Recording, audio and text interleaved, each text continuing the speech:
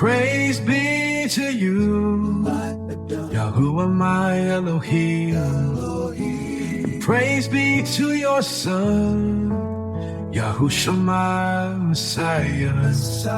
I come at your feet in the name of your Son. Thank you for the knowledge you pour unto me, and thank you for breaking all the shackle that was bound on my face. Yahuwah, you are the only true living God. Thank you for your Yahusha, whom you truly love. You are Elohim, the Elohim of the Yahudim.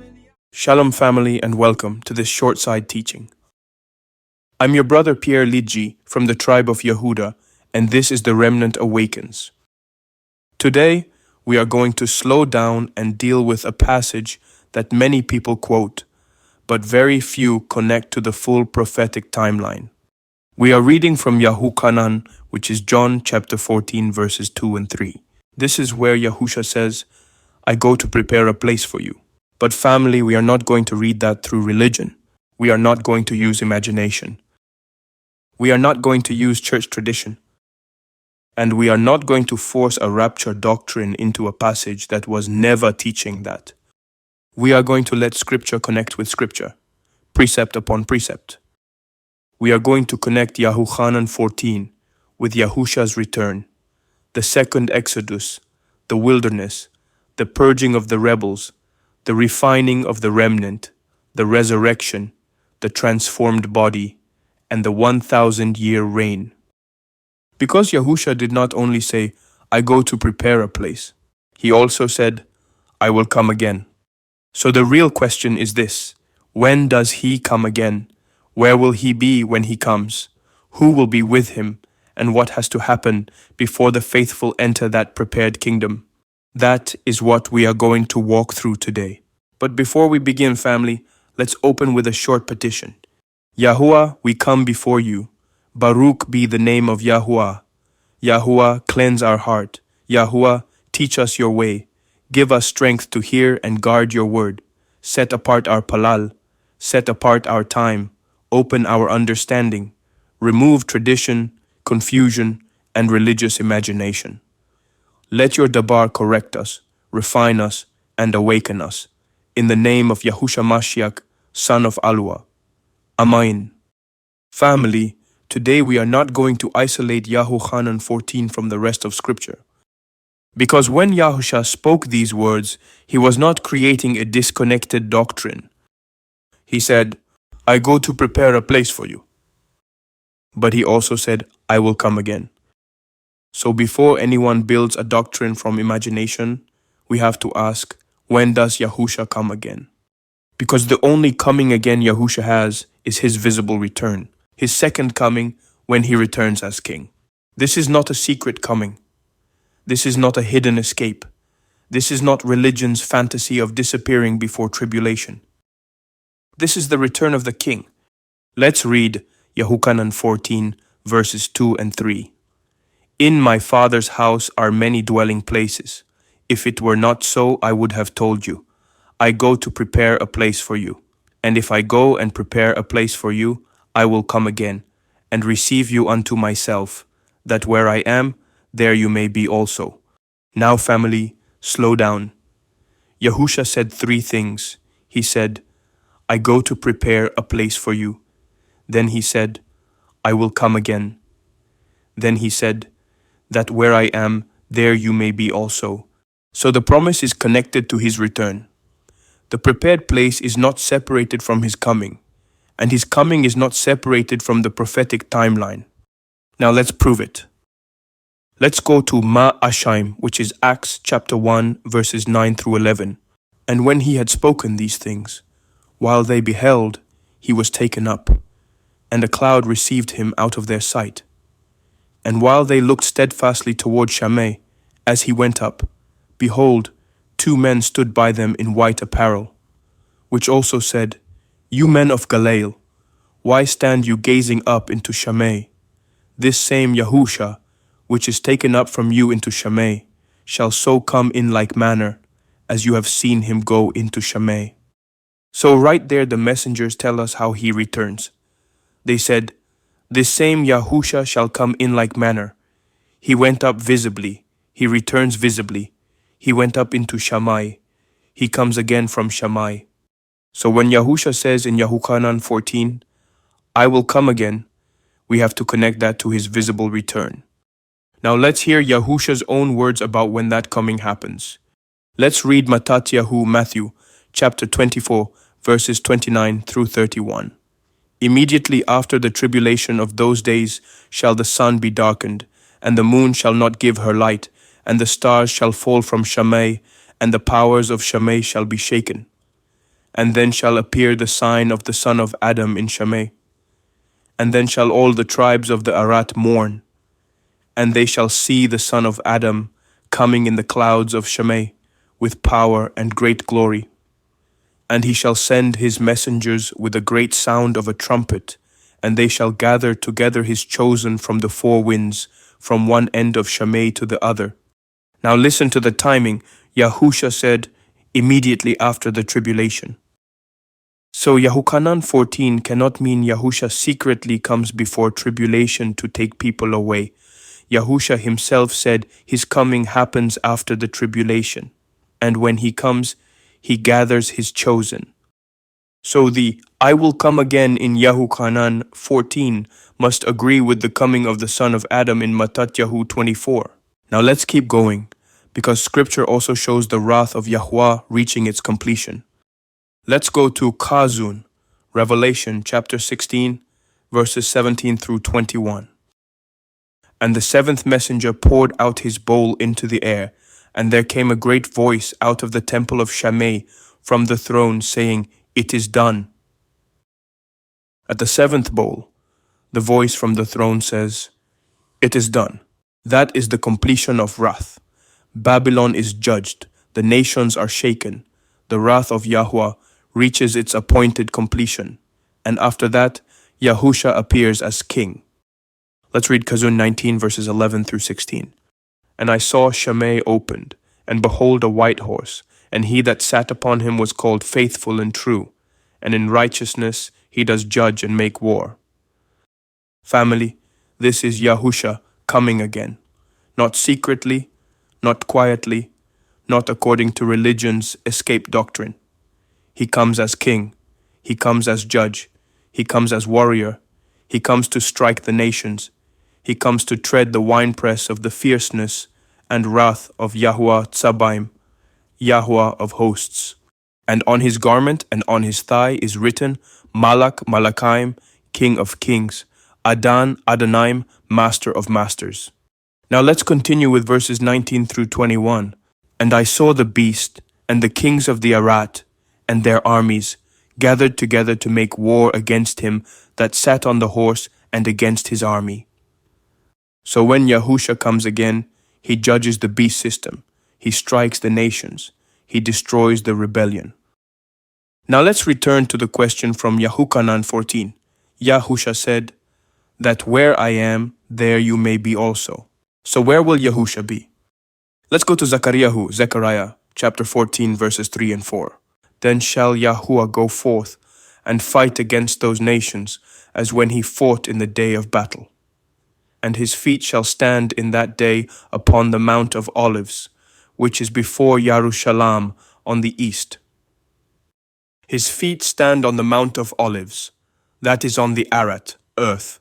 Now family, this does not automatically mean Yahusha is the Father himself.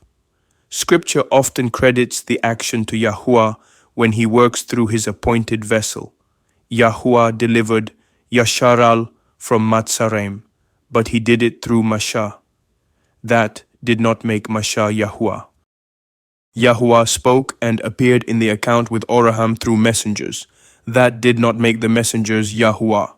In the same way, ZAKARYAHU 14 shows Yahuwah going forth in judgment through his appointed king, Yahusha Mashiach. Yahusha carries the name, authority, throne, and judgment of Yahuwah. but he is still the Son sent by the Father, not the Father himself. So back to what we were reading. Yahusha is not coming to take the faithful away from the Arat forever. He is returning to the Arat. He is coming to reign. Now let's go to KHAZUN, Revelation chapter 20, verses 4 through 6. And I saw thrones, and they sat upon them, and judgment was given unto them. And they lived and reigned with Mashiach 1,000 years. There it is. They lived and reigned with Mashiach 1,000 years. So when Yahusha said, "Where I am, there you may be also," he is talking about the faithful being with him in his kingdom reign. The promise is not that we float away forever. The promise is that Yahusha returns to reign, and the qadashaym saints set apart ones reign with him. Now the next question is, how do the qadashaym get there? Sha'al explains that. Let's read TASLUNAYM RASHUN, 1 Thessalonians chapter 4 verses 16 and 17. For the Master himself shall descend from Shammai with a shout, with the voice of the chief messenger, and with the trumpet of Yahuwah, and the dead in Mashiach shall rise first. Then we which are alive and remain shall be caught up together with them in the clouds, to meet the Master in the air, and so shall we ever be with the Master. The dead in Mashiach rise first, which is the first resurrection in which death has no power over. Then the living who remain meet him. Now let's read QARANTHUM RASHUN, 1 Corinthians chapter 15, verses 51 through 53. Behold, I show you a mystery. We shall not all sleep, but we shall all be changed in a moment, in the twinkling of an eye, at the last trumpet. So now it is clear. The dead qadashaym are raised. The living qadashaym are changed. The mortal puts on immortality. The faithful receive transformed immortal bodies. And then the faithful are with Yahusha, where he is. And where is he? On the Arat, reigning for 1,000 years. But family, this is where we have to slow down, because we do not just walk into the kingdom untested. We do not just enter the reign unpurged. Before kingdom, there is refinement. Before inheritance, there is wilderness. Before the faithful enter, the rebels are purged. Let's go to YAHUKHANAN Ezekiel, chapter 20, verses 33 through 38. As I live, says Adon Yahweh, surely with a mighty hand, and with a stretched out arm, and with fury poured out, will I rule over you. And I will bring you out from the peoples, and will gather you out of the countries wherein you are scattered. Yahweh says he will gather his people from the nations. But where does he bring them? Into the wilderness. And what happens there? He pleads with them face to face. He causes them to pass under the rod. He brings them into the bond of the covenant. And he purges out the rebels. So the second Exodus is not just escape. It is judgment. It is refinement. It is covenant correction. It is the separation between the faithful remnant and the rebellious. Now let's connect that to KHAZUN 12. KHAZUN, Revelation, chapter 12, verse 6 says, And the woman fled into the wilderness, where she has a place prepared of Yahuwah, that they should feed her there 1,260 days. Now verse 14 says, And to the woman were given 2 wings of a great eagle, that she might fly into the wilderness, into her place, where she is nourished for a time, and times, and half a time, from the face of the serpent. Now family, let's make this plain. The woman is YASHARAL. She represents the covenant people of Yahuwah. But this also includes those grafted in, who cleave to YASHARAL through Yahusha, through covenant, through faithfulness, and through obedience. And this was already foreshadowed in the first Exodus from MATHATHYAHU. Let's go to SHAMUTH, Exodus, chapter 12, verses 37 and 38. And the children of YASHARAL journeyed from Ramses to Sukkah, about 600,000 on foot, that were men, beside children. and a mixed multitude went up also with them. So, even in the first Exodus, it was not only bloodline Yasharal that came out of Matzaraim, there was a mixed multitude. Some of the people from Matzaraim cleaved to Yasharal. They left the bondage. They left the system. They joined themselves to the people of Yahweh and walked the same path of deliverance. So when we see the woman in KHAZUN 12, we are looking at Yasharal and also those grafted in who are joined to the covenant path through Yahusha. Now notice the time. KHAZUN 12 says, a time, times, and half a time. That is 3.5 years. It also says 1,260 days. That is the same length as the tribulation period. So the wilderness is not random. The wilderness is the place Yahuwah prepared to nourish, protect, and refine his people during that appointed time. Now let's go back to MATHATHYAHU 24. Yahusha said, "For then shall be great tribulation, such as was not since the beginning of the world to this time, no, nor ever shall be." He said, this tribulation will be unlike anything that has ever happened since the beginning of the world. Nothing before it compares, nothing after it will compare. But then he says, except those days should be shortened, there should no flesh be saved, but for the chosen's sake those days shall be shortened. That is mercy. Yahuwah so loves his people that he does not allow that season to continue without limit. He shortens the days for the qadashaym. So when KHAZUN 12 says the woman is nourished in the wilderness for 3.5 years, that is not abandonment, that is protection, that is mercy, that is preservation, that is Yahuwah keeping his people while the world is under the pressure of the beast system and the tribulation. But remember, the wilderness is not only protection, it is also refinement. Let's read Zechariah chapter 13 verses 8 and 9. And it shall come to pass that in all the land, says Yahuwah, 2 parts therein shall be cut off and die, but the third shall be left therein. And I will bring the third part through the fire, and will refine them as silver is refined, and will test them as gold is tested. They shall call on my name, and I will hear them. I will say, it is my people, and they shall say, Yahuwah is my Aluah. That is the remnant, not just gathered, refined, not just awakened, tested, not just claiming identity, proven through fire. And this connects to the promise of Yahuwah putting his Ruach in his people. Let's go to YAKHAZQ'AL, Ezekiel, chapter 36, verses 24 through 28. For I will take you from among the nations, and gather you out of all countries, and will bring you into your own land. Then he says, a new heart also will I give you, and a new rock will I put within you.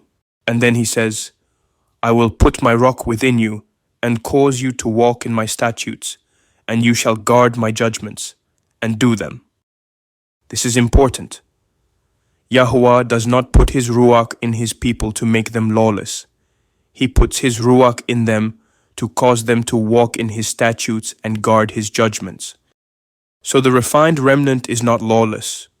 The kingdom people are not rebels. The prepared people are covenant people. The Ruach does not lead you away from obedience. The Ruach brings you into obedience. Religion says the Spirit replaced the law. But Scripture says Yahuwah puts his Ruach within his people so they will walk in his statutes and guard his judgments. That is a major difference. Now let's go to MATHATHYAHU, Matthew chapter 25, verses 31 through 34. When the Son of Adam shall come in his glory, and all the set-apart messengers with him, then shall he sit upon the throne of his glory, and before him shall be gathered all nations. Then he separates them as a shepherd divides sheep from goats. And then the king says to those on his right hand, Come you Baruch of my Father, inherit the kingdom prepared for you from the foundation of the world. Did you hear that? YAHUKHANAN 14 says, I go to prepare a place for you. MATHATHYAHU 25 says, inherit the kingdom prepared for you. That is the connection. The prepared place is kingdom inheritance, but not everyone enters. Now let's read verse 41. Then shall he say also unto them on the left hand, depart from me, you cursed, into everlasting fire, prepared for the devil and his messengers. There is a come, and there is a depart. The sheep hear, come. The goats hear, depart. And that connects directly with what Yahusha said in MATHATHYAHU, Matthew chapter 7. Let's read verses 21 through 23. Not everyone that says unto me, Adan, Adan, shall enter into the kingdom of Shammai, but he that does the will of my Father, which is in Shammai. Then he says, many will say to me in that day, Adan, Adan, have we not prophesied in your name? And in your name have cast out Shadaim, and in your name done many wonderful works. And then Yahusha says, I never knew you. Depart from me, you that work lawlessness. There it is.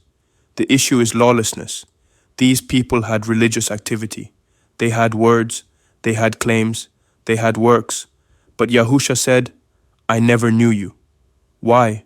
Because they worked lawlessness. So the kingdom is not prepared for workers of lawlessness. The kingdom is prepared for the faithful. Now let's finish with the faithful servant. Go back to MATHATHYAHU, Matthew, chapter 25, verses 21 through 23. His Adan, master, said unto him, well done, good and faithful servant. You have been faithful over a few things. I will make you ruler over many things. Enter into the joy of your master. That is the faithful servant. That is the one who enters joy. That is the one who receives rulership. That is the one who receives inheritance. So now when we go back to YAHUKHANAN 14, everything connects. Yahusha said, I go to prepare a place for you. But Yahuwah also prepares the people. The place is prepared, but the people must be refined. The kingdom is prepared, but the rebels must be purged. The inheritance is prepared, but lawlessness cannot enter. Yahusha comes again after tribulation, after the wrath of Yahuwah, after the seventh bowl. He returns visibly. He comes as king. His feet stand on the Arat. The dead in Mashiach rise. The living qadashaym are changed. The mortal puts on immortality. The woman, YAHUKHANAN, is protected and nourished in the wilderness. And this includes those grafted in who cleave to the covenant path, just as the mixed multitude came out with YAHUKHANAN in the first Exodus. The wilderness lasts through that appointed 3.5 years. Yahuwah shortens those days for the sake of the chosen. The remnant is refined. The ruach is placed within them. The sheep inherit the prepared kingdom. The lawless are told to depart. And the qadashaym reign with Yahusha for 1,000 years. So family, the whole teaching can be summed up like this. Yahusha prepared the place, but Yahuwah prepares the people. And the question is not only, do we want the place? The real question is, are we willing to be prepared for the place? Because the kingdom is prepared. The king is returning. The rebels will be purged. The remnant will be refined. The faithful will enter, and the qadashaym will be with Yahusha, where he is, on the Arat, in the kingdom, in the reign, in the inheritance. Amen. Family, this teaching was not about opinion. It was about letting Scripture connect with Scripture so we can see the promise of Yahusha clearly. Yahusha prepared the place. Yahuwah prepares the qadashaym. The king is returning. The remnant will be refined. The faithful will inherit the kingdom. And this is the order we have to understand. The place is prepared through the authority of the Son. But the people are prepared through cleansing, correction, obedience, endurance, sealing and transformation by Yahuwah's ruach. So YAHUKHANAN 14 is not only about a place being made ready for us, it is also about us being made ready for the place. And this makes sense from the beginning. In Barashit, Yahuwah created through his Dabar, and Yahuwah's Ruach moved over the waters.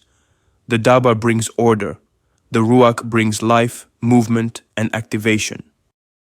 So in the same pattern, Yahusha prepares the kingdom place, and the Ruach prepares the kingdom people. So may this teaching strengthen you, may it correct you, may it encourage you, may it open your eyes to the rapture doctrine deception, may it help you stay awake in these last days. Do not let religion turn YAHUKHANAN 14 into an escape doctrine. Do not let tradition disconnect the prepared place from the visible return of the King. And do not forget this, the kingdom is prepared, but the people must be prepared too. Yahuwah, tudah rabah al-dabarka, shamar labnu, natsar daraknu, qadashnu bi'amatka, natan kuach lhalak bidarak Yahusha, shamar baitnu u barak amnu, bisham Yahusha Mashiach. Amen. Yahuwah, great thanks for your word. Guard our heart, preserve our path, set us apart in your truth. Give us strength to walk in the way of Yahusha. Guard our household and bless our people. In the name of Yahusha Mashiach. Amen. May Yahuwah barak you all, guard your household, strengthen your walk, and keep you in the path of Yahusha Mashiach. All right, family, that's it for today. Thank you all to have taken your time to listen to this short teaching. I'm your brother Pierre Ligi, a Yahudan from Yehuda, and this is the Remnant Awakens. Until next time, Shalom family, and see you all on the next episode of the Covenant series.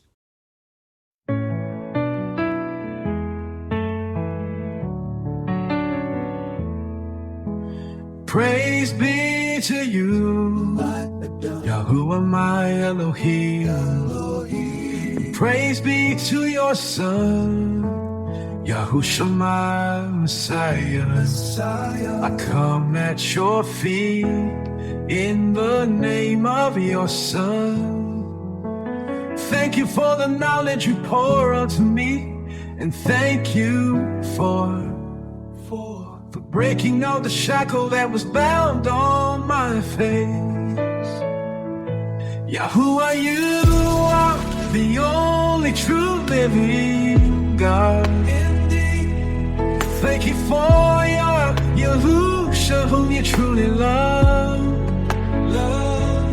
You are Elohim, the Elohim of the Yahudi.